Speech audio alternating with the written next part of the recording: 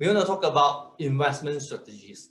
Okay, of course, when we talk about financial planning, we cannot run away investment strategy because whatever we save, we must grow the money.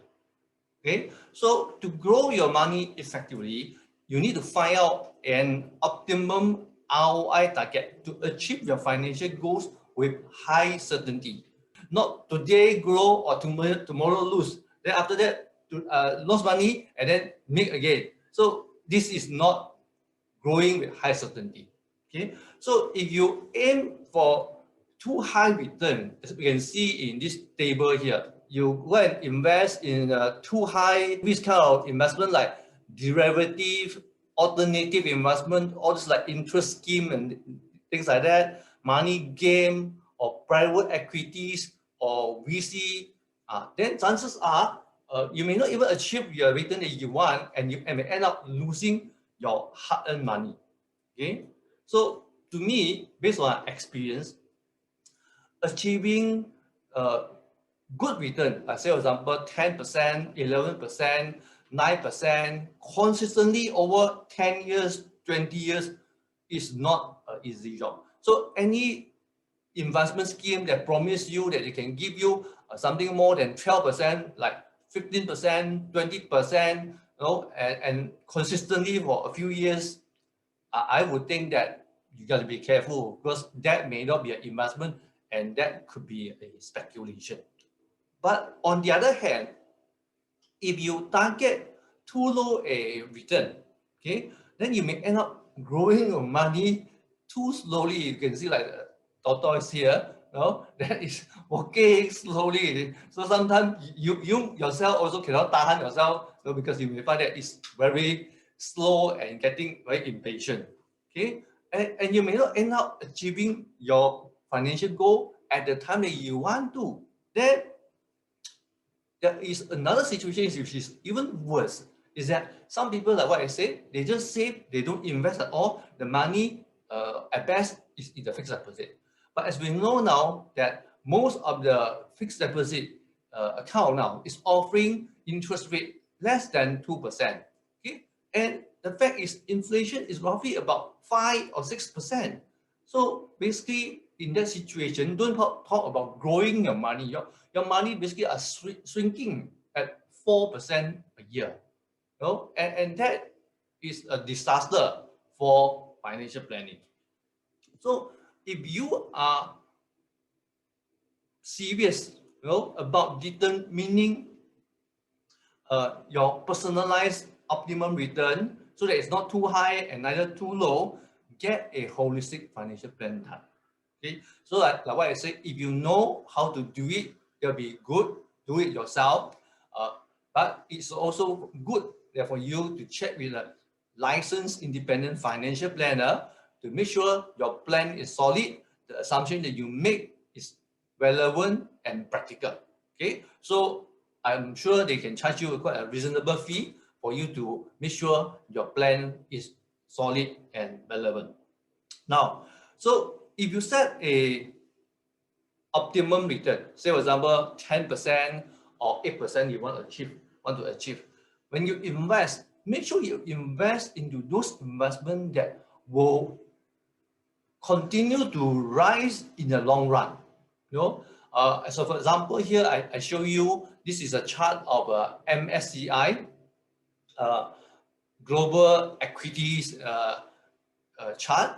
So you can see for the chart here that the chart, you know, if you invest for 10 years, 20 years, 30 years, the value continue to go up. So this is what I mean by investment that will always rises in the long run.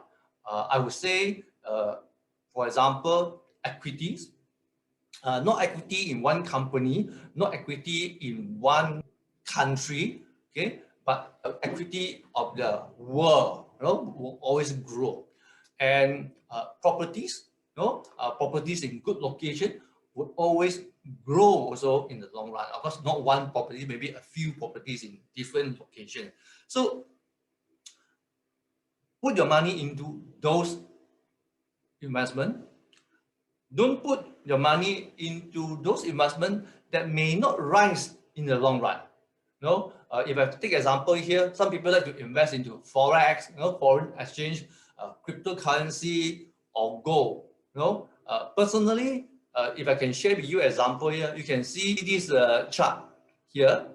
This chart here shows movement of Australian dollar if you were to go and bet between Australian dollar versus ringgit. And you can see here that at certain point it's going up, but then it may drop, then it may go up, then it drop again. So in the long run, you never know whether when you want to sell it, is in a better position than what you first started investing.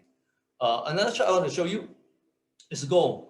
Gold's price has gone up quite high recently, but we need to know this is what happened in 2019 and 2020. But imagine that, but you can see, is it an investment that continues to grow in the long term? May not necessarily be. Imagine if you were to start investing in 1980 and that was at the peak, and you're planning for your retirement maybe in 1990 or 2020. So instead of growing to here, it's dropped. Then how are you going to retire?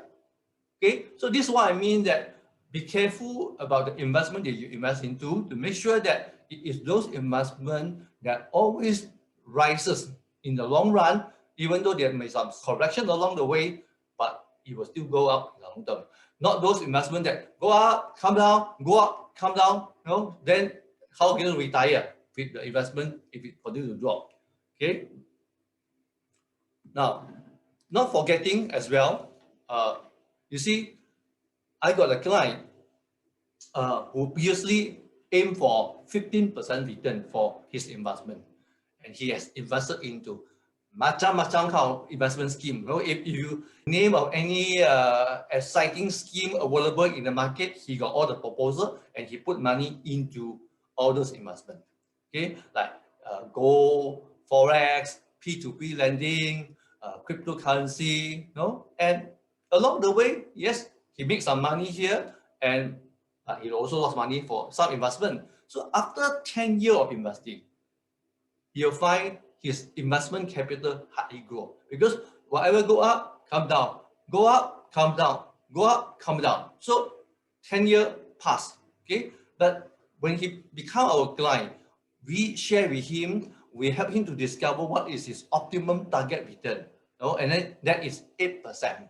I know it is not very exciting to most people, but if we are able to do it consistently, plus or minus every year, and he started to invest according to our recommendation, and since then, his investment money, his wealth has been growing steadily between 7 to 9%. Some year higher, some year slower, but you can see his wealth growing after 5 years.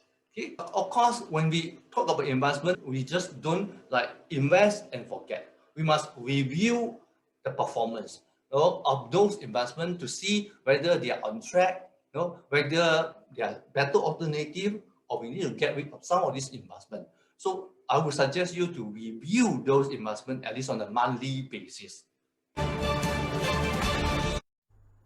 If money is important to you, please remember to subscribe to my channel.